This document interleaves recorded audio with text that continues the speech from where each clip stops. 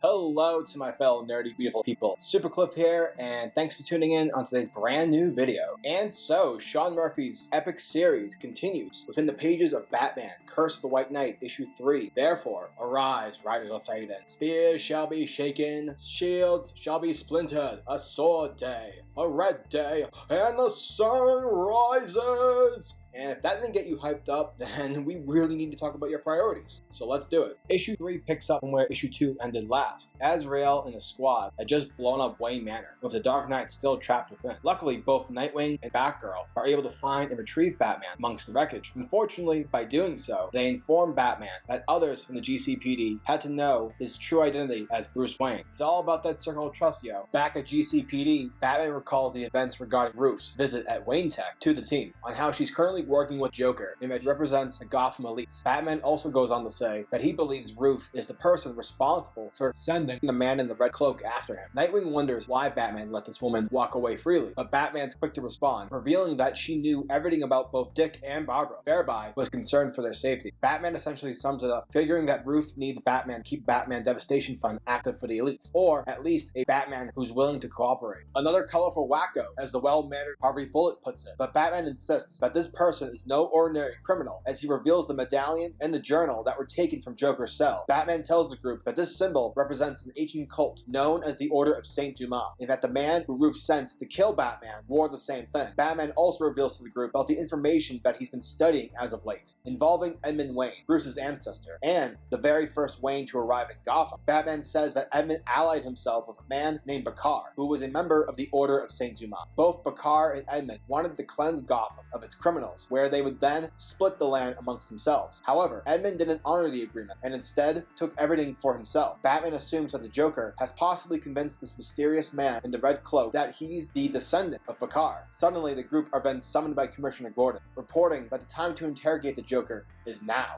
Next, we see Harley, who's in the middle of assembling a crib for her soon-to-come twins. Batman shows up to lend her a hand, while also trying to convince Harley to meet with the Joker in an attempt to bring back the Jack Napier persona. However, Harley's aware of Batman's intentions and refuses, since she'll soon have more to care about than herself. Batman wants Harley to feel like she trusts him, and so, just like that, Batman removes his cowl and reveals himself as Bruce Wayne. Later at Arkham, Batman and the rest of the GCPD arrive to interrogate Joker. Batman wastes no time, as he straight up asks the Joker about the man in the red cloak. Joker tells Batman not to worry, for he's just a setup, as there's a lot more to happen the Dark Knight doesn't know about. But Batman then tells Joker, "Hey bro, I've been doing my homework," as he drops the name Lafayette Arkham. Batman then tells Joker that thanks to his Napier persona, he was able to locate Lafayette's body, and with Lafayette being the sole inspiration for Joker, Batman goes on to tell the Joker that he's nothing but a cheap knockoff. Oh snap, oh snap. And though Joker acknowledges that Lafayette is his one true idol, Joker goes on to say that back when Napier attempted to dig his way out of Arkham and managed to come across Lafayette's remains, he also came across all his secrets. One secret in particular, which was written in blood, and is referred to as the greatest joke in all of Gotham, and only Joker himself knows of it, and the truth about the Wayne family, and that he's simply waiting for the right time to initiate the grand finale so that the entire city can laugh. It's here where Harley walks in, attempting to bring out Jack Napier, but is unsuccessful, as Joker simply makes fun of her in the process, which in turn causes Batman to lash out at him. But luckily, Harley is able to calm him down, but in doing so, Joker is able to notice that Harley's pregnant, and tells her that since she's having twins, he'll have to abort one of them, because one of them might be Jack's. This causes Harley to rage, making it her turn to lash out, but fortunately is held back by Batman. Outside, all the inmates of Arkham are being loaded into transport trucks, and are being relocated to a different facility, since the prison is under investigation. Harley suddenly gets a contraction, as it's normal when carrying twins. Batman and Harley decide to make their way to the Joker's cell to investigate for further clues. Once they arrive, Harley reminds Batman that the man in the red coat mentioned Cain and Abel, thereby insinuating the idea that perhaps Edmund had killed Bakar, and perhaps that's why the medallion was found within Joker's cell. Batman uses some dope-ass Wayne tech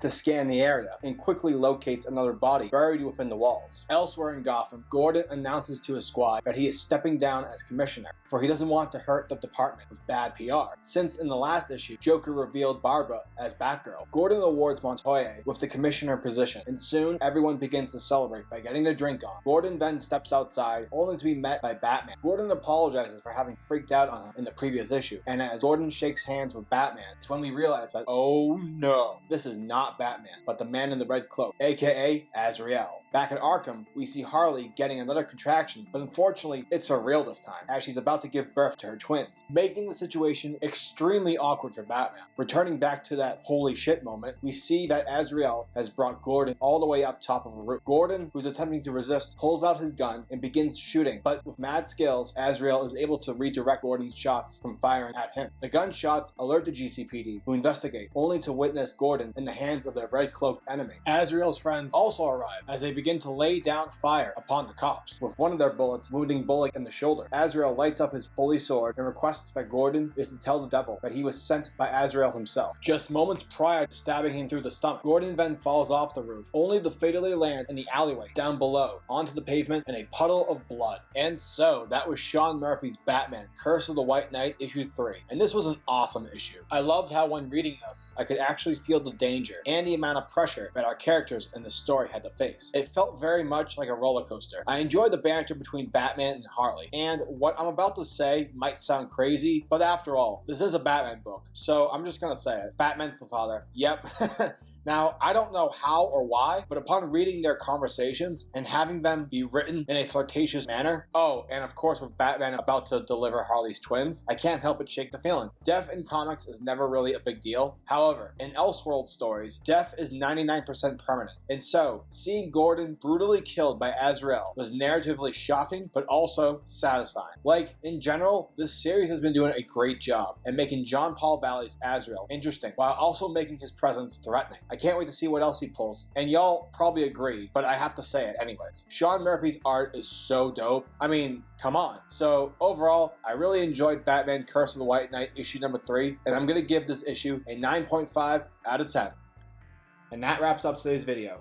If you guys like my content, please hit that subscribe button, as well as hit the bell symbol, so that the world of comics is never missed out. Peace, guys.